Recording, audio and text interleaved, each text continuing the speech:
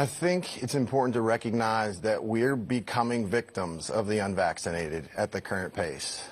We currently are overwhelming our bed capacity. We're creating burnout for our teams. And honestly, we're beginning to impact the rest of the healthcare of the community. What I would tell people is we've done an experiment here in South Louisiana.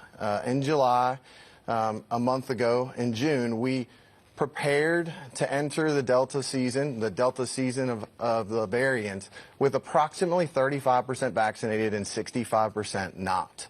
We did an experiment. The results are in this morning, and the results are very clear. We have 160 patients admitted in our hospital alone. We have over 50 ICU patients. We have 18 patients holding in our emergency department where normally they would have a bed. We have a shortage of nursing.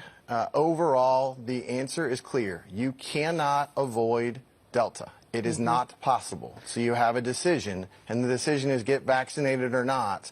And the results are telling us if you're not vaccinated, you have a really poor outcome. If you look at our ICU patients this morning, 97% are unvaccinated, and the average age is 48. That means there are children with parents who are now in the hospital. They may not die, but their lives will be changed. They'll suffer from medical bankruptcy. They'll suffer from chronic shortness of breath. They won't be able to go and play with them. That's a problem. And so it's about insurance. The insurance is, please make it so that you don't have to suffer one of these disasters. We do this all the time. We do it with home insurance. We do it with car insurance. The insurance is the vaccine. If you want to make sure you're not one of those 50, buy the insurance. And this insurance is free. Yeah. That's what I was just going to say, and this one's free.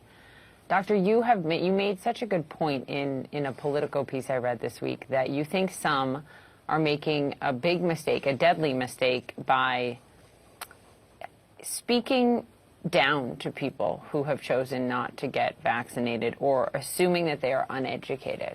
That's really a dangerous and faulty approach.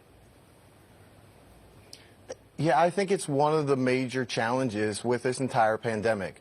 My patients, our community is smart. We need to have conversations in science. Somehow, we've now begun to ask people on Facebook or someone via Twitter what to do. But if you had gotten cancer, you would go to your doctor and you would ask your doctor. And we would look at the best hospitals in the United States, and that's where we would get the information.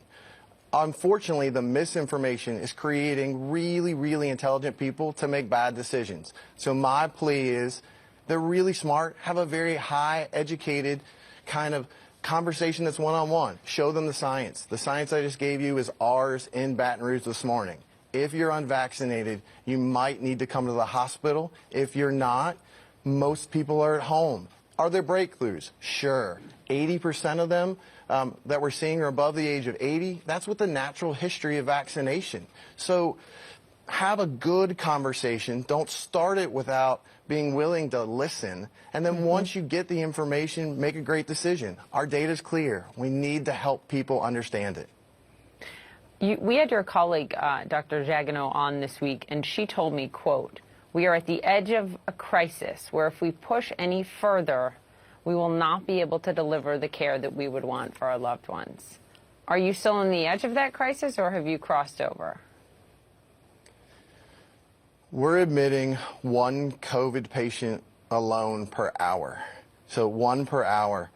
That means that the other patients who need care are being impacted. We are looking over the cliff. I don't see an end in sight.